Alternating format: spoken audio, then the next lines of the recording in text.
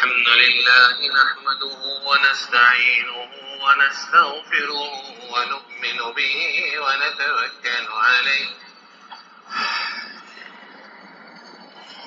ونعوذ بالله من شرور أنفسنا ومن سيئات أعمالنا من يهده الله فلا مضل له ومن يضلله فلا هادي له ونشهد أن لا إله إلا الله وحده لا شريك له ونشهد أن سيدنا وسندنا ومولانا محمدا عبده ورسوله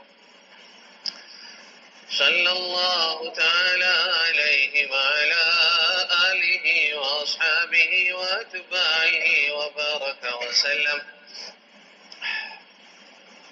أما بعد فأعوذ بالله من الشيطان الرجيم. بسم الله الرحمن الرحيم. ظهر الفساد في البحر بما كسبت أيدي الناس ليذيقهم بعض الذي عملوا لعلهم يرجعون.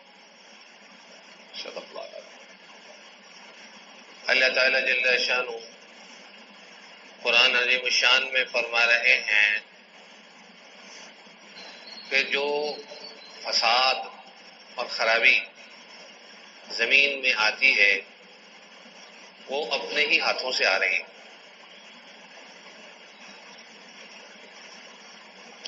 اجتماعی نقصانات، اجتماعی مسائل، جیسے قحط ہوتا ہے، جیسے مہنگائی ہوتی ہے، جیسے سیلاب ہوتا ہے، جیسے زلزلہ ہوتا ہے، اجتماعی مسائل کی وجہ سے ظہر الفساد فی البر والبحر، خشکی میں اور تری میں، سمندروں میں اور خشکی میں فساد برپا ہوتا. توجہ فرمائیے، فساد برپا ہوتا ہے اپنے ہی اعمال کی وجہ سے. ہم یہ کیوں سمجھتے ہیں میں ٹھیک ہوں، ہم یہ کیوں سمجھتے ہیں میں ٹھیک ہوں، ہم ٹھیک ہوں. قطرے قطرے سے دریا بنتا ہے، ذرے ذرے سے صحرا بنتا ہے. جی تو انسانوں کے سمندروں کے قطروں سے، یعنی فرد واحد سے ہی آگے دریائے انسان بنتا ہے. اسی آیت کے تحت حضرت مولانا مفتی محمد شفیع صاحب رحمۃ اللہ علیہ نے اپنی تفسیر قرآن کریم معارف القرآن میں لکھا ہے، بعض علماء کے حوالے سے لکھا ہے. بعض علماء فرماتے ہیں کہ جو انسان کوئی بھی گناہ کرتا ہے، کوئی بھی انسان کوئی بھی گناہ کرتا ہے، وہ صرف اپنے پر ظلم نہیں کرتا، وہ ساری انسانیت پر ظلم ہے، وہ جانوروں پر بھی ظلم ہے، چوپاؤں پر، دریائی اور مخلوق پر ظلم ہے. ہم یہ سمجھیں یہ گناہ میں نے چار دیواری میں کیا ہے، یا یہ گناہ میں اکیلے کر رہا ہوں. حالانکہ وہ گناہ اکیلا نہیں، جو بندہ بھی اٹھ کے چاہے گا عدالت لگا سکے گا. تیری وجہ سے مجھے پریشانی ہوئی. آج ہم اپنی انفرادیت کو، ہر فرد واحد اپنے آپ کو ہم میں سے ٹھیک کرے. اپنی غلطیاں چن چن کے ہمیں ٹھیک کرنا چاہیے. دوسروں پر تبصرے زد زبان عام ہے، اپنی اصلاح سوچ بھی نہیں. میں صحیح ہوں، میں صحیح ہوں. جو بندہ چھوٹی بیماری کو بیماری ہی نہیں سمجھتا، بڑی بیماری کو چھوٹی بیماری سمجھتا ہے، وہ کبھی ٹھیک نہیں ہو سکتا. یہ سارے ملکی حالات، اجتماعی حالات، یہ ہمارے اعمال کی وجہ سے. ایک مرتبہ حجاج بن یوسف کو ایک شخص گالیاں دے رہا تھا، برا بھلا کہہ رہا تھا، جیسے آج کل کے زمانے میں حکمرانوں کو برا کہا جاتا. تو حضرت حسن بصری رحمۃ اللہ علیہ نے فرمایا حجاج کو برا مت کہو. کیوں برا کہہ رہے ہو؟ یہ ہمارے اپنے اعمال ہیں. اور فرمایا کہ یہ چل رہا ہے حجاج بن یوسف، اگر یہ ہٹ گیا تو آگے آنے والے تو پتہ نہیں بندر ہوں گے یا کون سے جانور ہوں گے. اس لیے کسی کو بھی برا کہنے کی بجائے ہر فرد بشر اپنی فکر میں لگ جائے تو کچھ بہتر ہو جائے. دریا میں بہت ساری نالیاں آتی ہیں اور سمندر میں بہت سارے دریا آتے ہیں. ہر دریا کو ملنے والی نالیاں درست ہو جائیں، ہر علاقے کے ہر شعبے کے افراد درست ہونے شروع ہو جائیں، اخلاقیات ہو، تو پھر تبدیلی لائی جا سکتی ہے. اس کے علاوہ کوئی تبدیلی نہیں. میں 5 کام بتلاتا ہوں. یہ 5 کاموں کی اگر پابندی کی جائے تو اللہ تعالیٰ کی مہربانی لازمی ہوگی. وعدہ خداوندی ہے کہ اگر ان کاموں پر عمل کرنے والا، یہ قرآن و حدیث کی روشنی میں بتلا رہا ہوں، کسی ایک حدیث میں آیت میں نہیں ہے یہ بات، مختلف جگہوں سے ساری چیزیں قرآن و حدیث کی ہیں.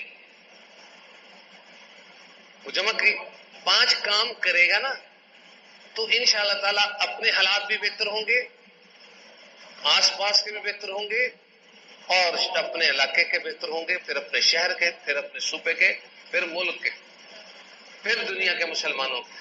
اپنے سے چلنا چاہیے. ہم باہر سے چل کے آتے ہیں وہ ٹھیک ہو جائیں تو ہم ٹھیک ہو جائیں. کسی نے نہیں ٹھیک ہونا ہمارے کہنے سے سوچنے سے. ہم ٹھیک ہونا، ہمارا ٹھیک ہونا ہمارے اختیار میں ہے. کسی اور کا ٹھیک کرنا یا ہونا یہ ہمارے اختیار میں نہیں. ان 5 کاموں کے لیے پھر تدبیر اور طریقہ کہ ان 5 کاموں پر آ کیسے سکتے ہیں اس کے لیے علیحدہ طریقے ہیں، وہ بھی بتاتا ہوں انشاءاللہ تعالی. 5 چیزوں میں سے ایک ایک چیز کی وضاحت کرنی پڑے گی، تھوڑی تھوڑی، وقت تھوڑا ہے.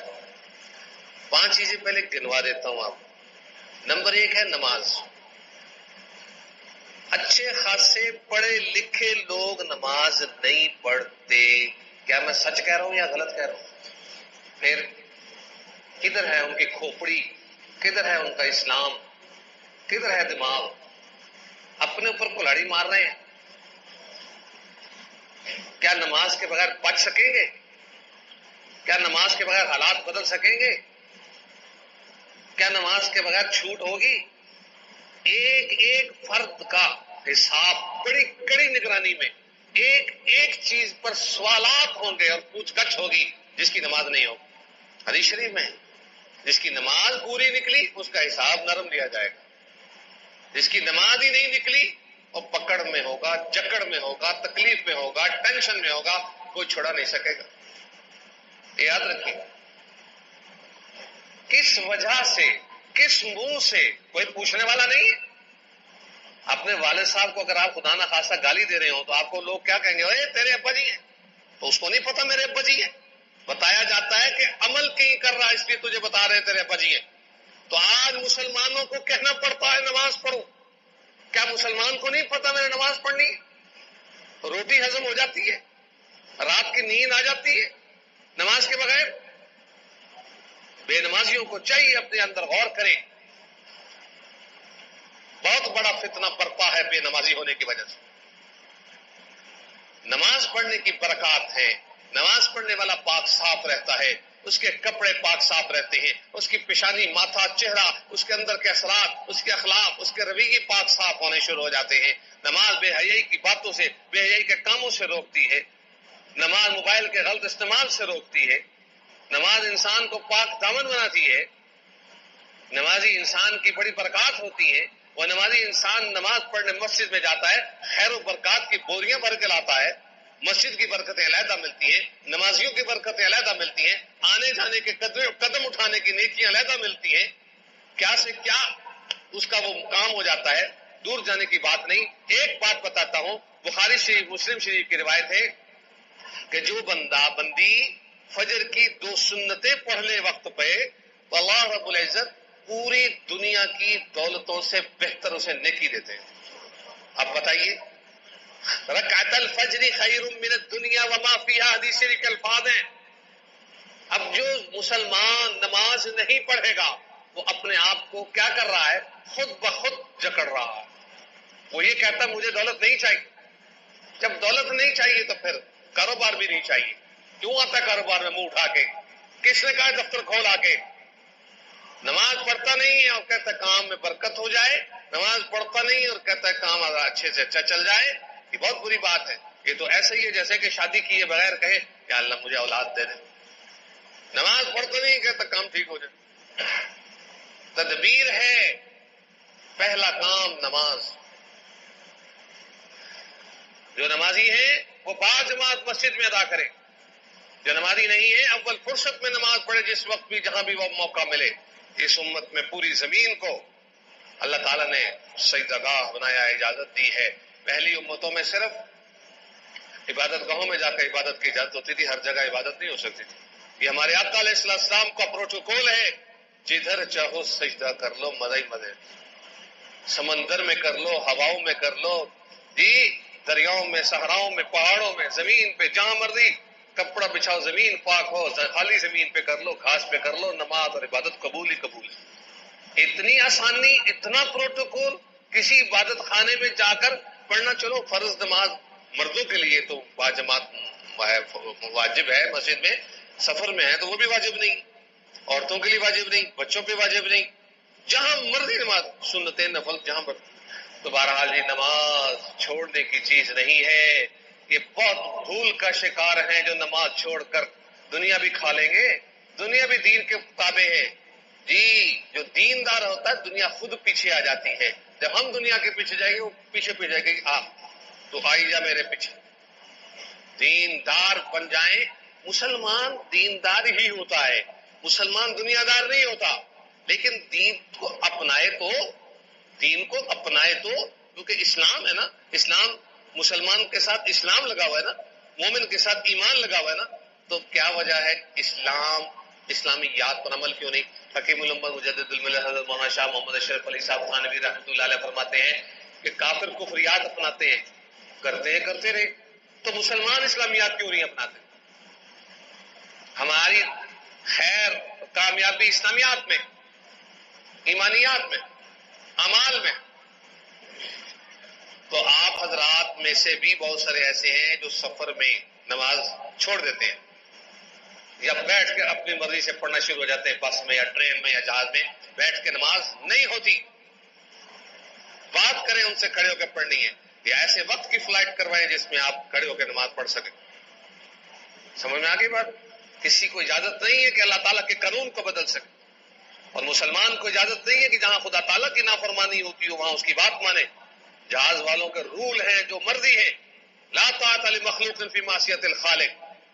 حدیث شریف میں ہے کسی مخلوق کی اطاعت اتنی ہی کرو جتنی ہو جائز درجے کی ہو. جہاں رب تعالیٰ کی نافرمانی ہوتی ہو وہاں مخلوق کی اطاعت جائز نہیں. ایک مرتبہ جہاز میں جا رہا تھا تو مجھے جہاز کے عملے نے کہا نماز الاؤ نہیں ہے. میں کہا کیا کہہ رہے ہو؟ جی نماز سیٹ پہ پڑھے, نماز الاؤ نہیں. میں کہا کیا کہہ رہے ہو, تمہارے پاس اتھارٹی ہے نماز نہ پڑھنے کی؟ کہتے جی نہیں, میں آگے اس کو پائلٹ کو کال کرتی ہوں. پائلٹ کو کال کرنے لگی, وہ کرتی رہے کال, میں نے بچھایا کپڑا, اللہ اکبر, پڑھ پکڑ مجھے.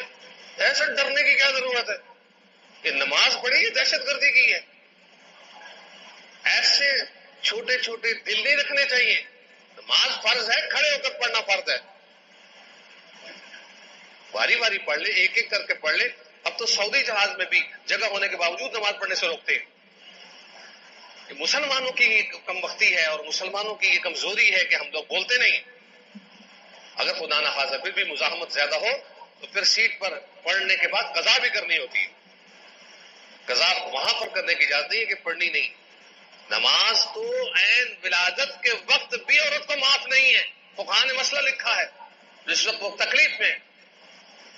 اور کیا چاہیے اس سے بڑا مسئلہ کیا چاہیے؟ اور ہم اچھے بھلے کھاتے پیتے پڑھے لکھے ہو کر بھی نماز چھوڑ دیں, یہ ہماری بہت بڑی غلطی ہے. نمبر 2 چیز دعا ہے.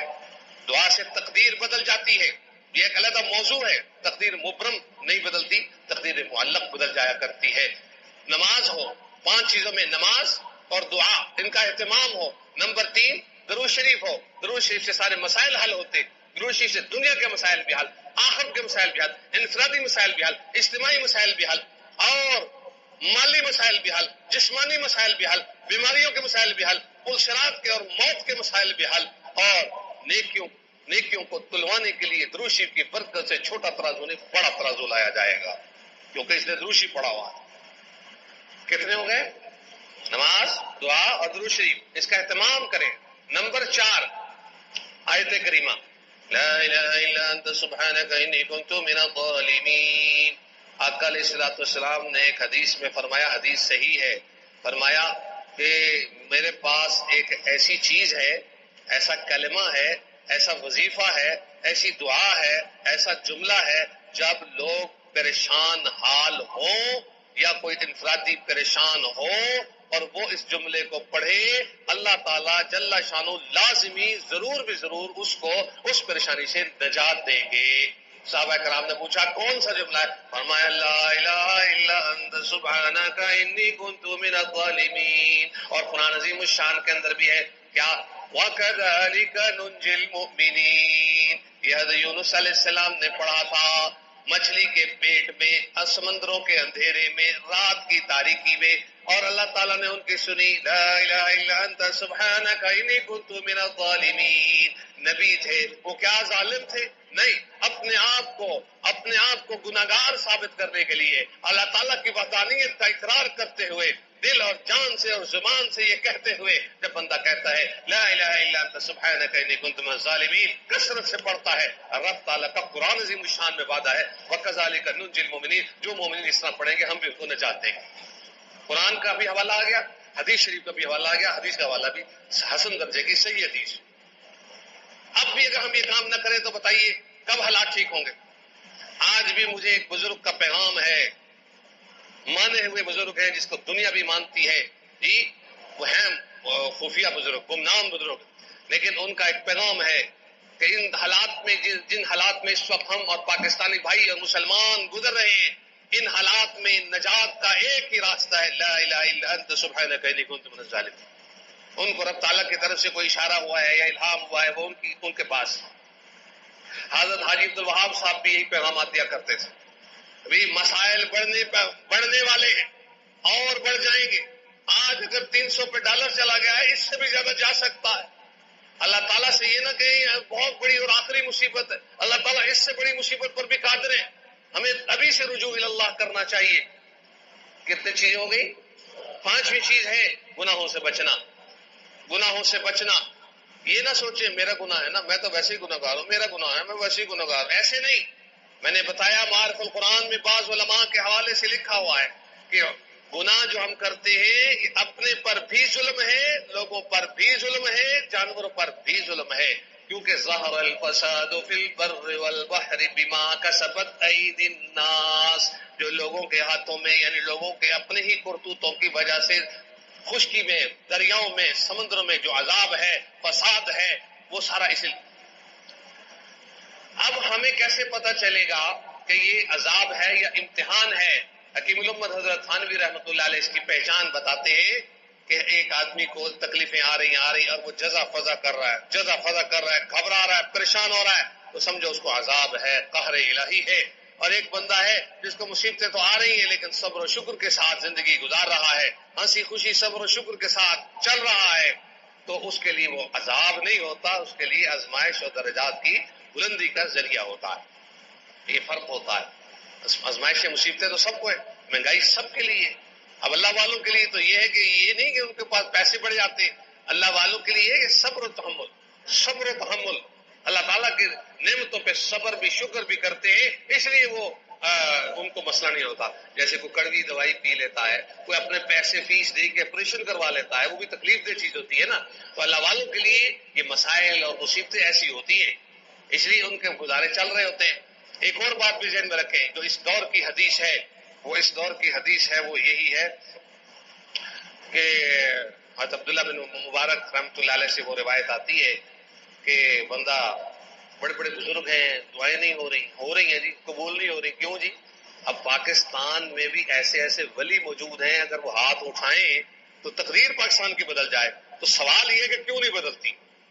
اس وقت کی بات ہے، حضرت حاجی عبد الوہاب صاحب زندہ تھے، میرے والد محترم زندہ تھے جی، حضرت نفیس شاہ صاحب زندہ تھے، مولانا موسیٰ خان زندہ تھے، میرے والد محترم زندہ تھے، حضرت نواب عشرت علی کیسر صاحب زندہ تھے جی، اور بڑے بڑے اکابر زندہ تھے، مولانا سلیم اللہ خان زندہ تھے، بڑے بڑے اکابرین پاکستان کے زندہ تھے، مفتی رفیع عثمانی زندہ تھے، اور بڑے بڑے اکابرین زندہ تھے۔ اس وقت کی بات ہے، میں نے یہ سوال اٹھایا بزرگوں کے آگے کہ حضرت تقدیر کیوں نہیں بدلتی؟ جب یہ ہے بات، اللہ تعالیٰ ان مستجاب الدعوات بزرگوں کی، مولانا مولانا موسیٰ خان کی دعائیں قبول ہوتی تھی، میرے والد محترم کی دعائیں قبول ہوتی تھی، حاجی عبدالوہاب بڑے بڑے بزرگوں کی مستجاب الدعوات ہوتے تھے، یہ ہاتھ اٹھاتے تھے تو ان کی دعائیں قبول ہوتی تھی.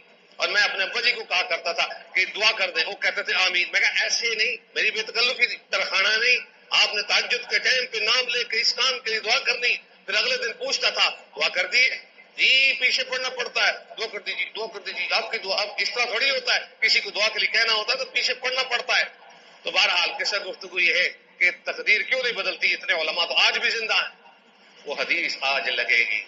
اس حدیث شریف میں یہ کہا گیا ہے کہ ایسے وقت میں جب نافرمانی عام ہو، لوگ بے اصلاح ہوں اور لوگوں کو دین کی پرواہ نہ رہی ہو، ایسے وقت میں جو اللہ والا ہاتھ اٹھائے گا، اللہ تعالیٰ کی یہ ندا ڈائریکٹ یا انڈائریکٹ آئے گی کہ تو اپنی بات ہے تو بتا، اپنا کام ہے تو بتا، کسی کی بات نہ کر. یہ نہیں مانتے. آج یہ دور ہے لوگوں کے لیے دعائیں کرتے ہیں، قبول نہیں ہوتی. کرنے والوں میں کوئی اخلاص میں کمی نہیں ہے، لیکن اللہ تعالیٰ کا وہ ارشاد آ جاتا ہے سامنے کہ اپنی بات ہے، اپنا کام ہے تو بتا، تیرا کام ہم کر دیتے ہیں، کسی کا نہیں. جیسے آج کل دنیا کا بھی قانون ہے، آپ کسی کو سفارش کے لیے کہتے ہیں یار بتا کوئی خاص بندہ ہے، وہ ہاں جی میرا تو سسرال کا، ہاں ہاں ٹھیک ہے ٹھیک میں کرتا ہوں جی. اور وہ خاص بندہ نہیں ہے، اور یار اس طرح بڑی سفارشیں آتی ہیں، جاننے والے تو بڑے وزیر ہوتے ہیں، کون کس کی سفارش کرتا ہے. سمجھ میں آ گئی بات. دنیا کا بھی یہ قانون ہے بھئی اپنا کام ہے تو بتلاؤ، کسی کا کام ہم کیوں ٹھیکہ اٹھائیں. اسی طرح اللہ تعالیٰ بھی کہتے ہیں بزرگوں کو بھی اپنی بات ہے تو کرو تمہارے، اس لیے اللہ والوں کے کام ہو رہے ہیں، چل رہے ہیں. یہ کیوں جلسی کیوں ہے؟ آپ بھی اللہ والے بن جائیں، ہم بھی اللہ والے بن جائیں. ہمیں جلسی کس بات کی؟ اللہ والے تو دال روٹی پہ خوش ہو کے چل رہے ہیں.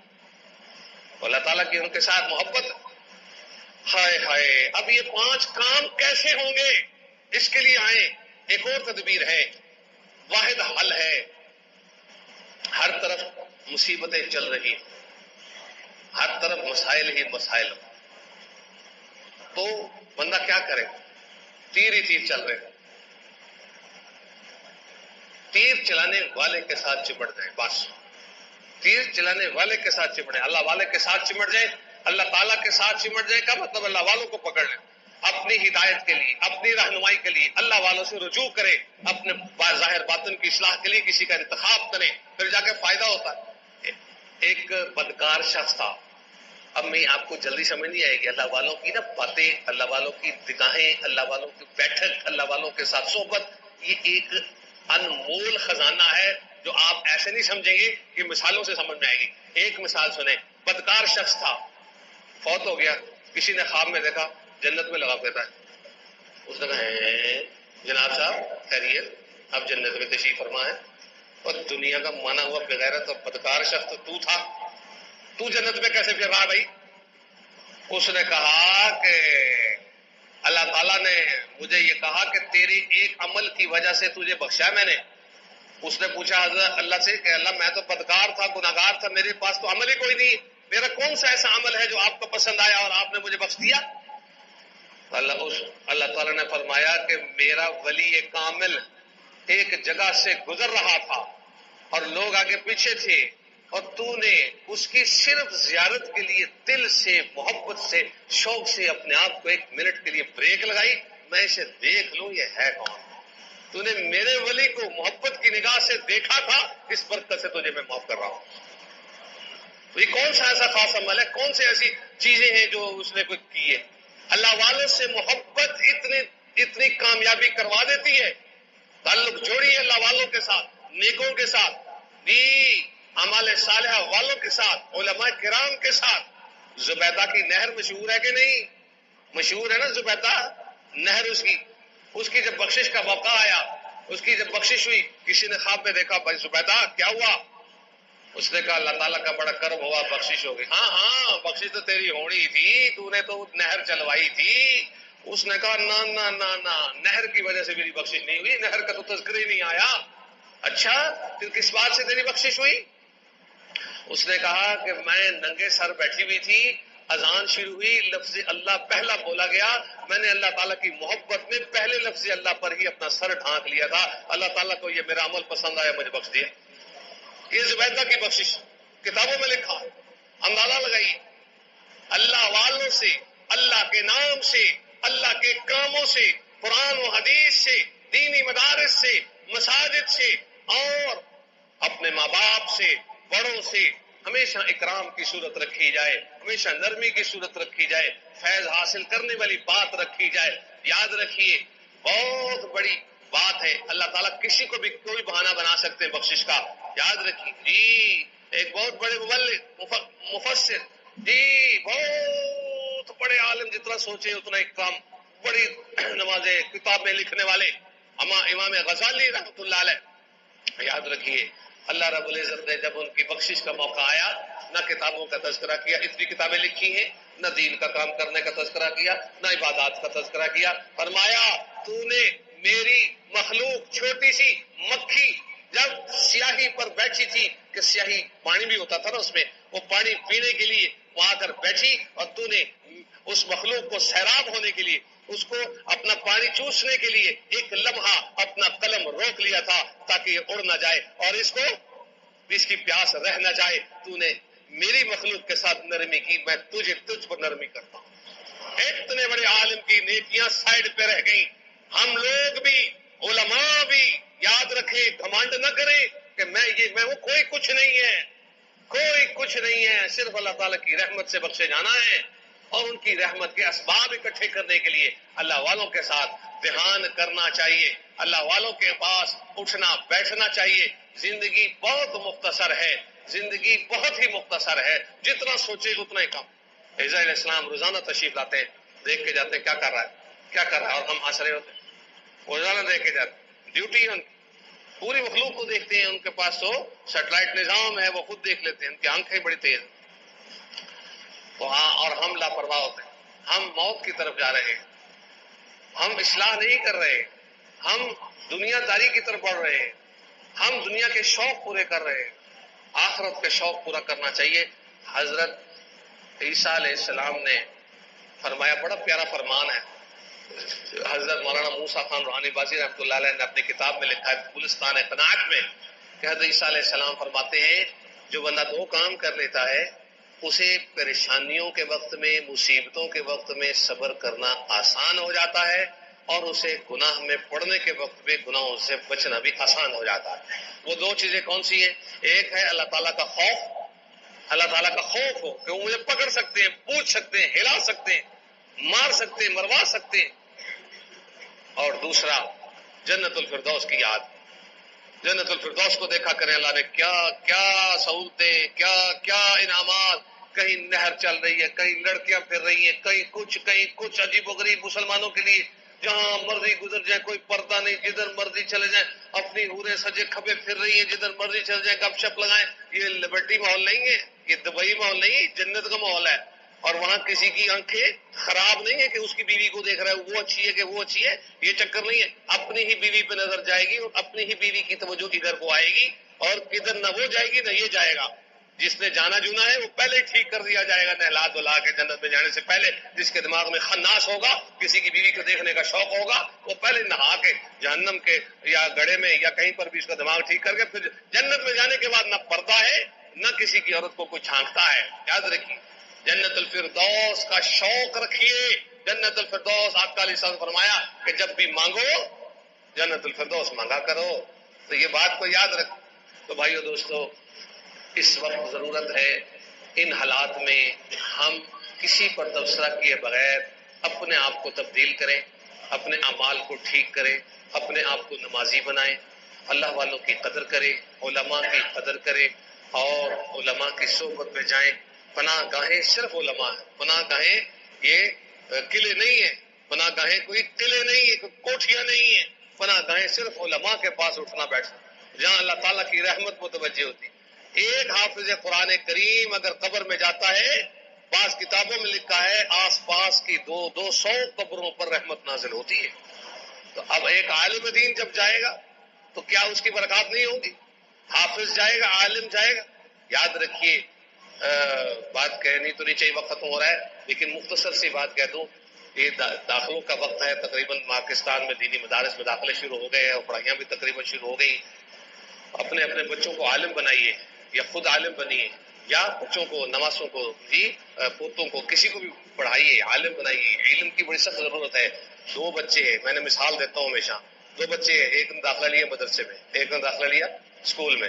دونوں بڑھتے بڑھتے بڑھتے ماشاءاللہ پوزیشن لیتے گئے، اور پھر دونوں نے، اس نے ایم اے کر لیا، اس نے دورہ کر لیا، دونوں، ایک عالم بن گیا پگڑی پہن لی اور ایک پروفیسر بن گیا پڑھانے لگ گیا، دونوں پڑھاتے رہے پڑھاتے رہے پڑھاتے رہے پڑھاتے رہے۔ اب بتائیے، ایک ریٹائر ہونے کو آ گیا اور ایک شیخ الحدیث بن گیا۔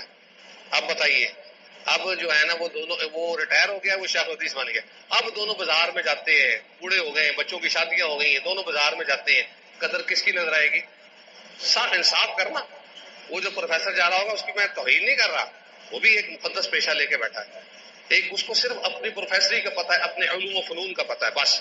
اس عالم دین کو دنیا جہان کی باتیں پتہ ہیں، اس عالم دین کو دنیا جہان کے مسائل پتہ ہیں، عقائد ہیں، عبادات ہیں، معاملات ہیں، معاشرت ہے، اخلاق ہے، سب کچھ پتہ ہے، اور وہ جاتا ہے اس کو مسافہ کرنے کو ترس رہے ہوتے ہیں، اس کے آگے پیچھے لوگ اس کا تھیلا بھی پکڑ رہے ہوتے ہیں، بھی آپ ہمیں پکڑا دیں، آپ پیدل کیوں جا رہے ہیں، ہم سواری لے آتے ہیں، اس کو کوئی نہیں پوچھے گا۔ یاد رکھنا میری بات، یہ دنیا میں دیکھا ہوا معاشرہ ہے، یہ نہیں کہتا کہ وہ لوگ نہیں صحیح، وہ بھی صحیح ہیں، انہوں نے بھی بڑا دین کا کام کیا ہے، لیکن اس وقت ضرورت ہے کوئی ایک بچہ تو عالم بنا لے، باقی کسی کو انجینئر بنانا ہے، ڈاکٹر بنانا ہے، بنائیں، کوئی حرج نہیں ہے، اصل دین ہے، اس کے بعد کچھ اور ہے۔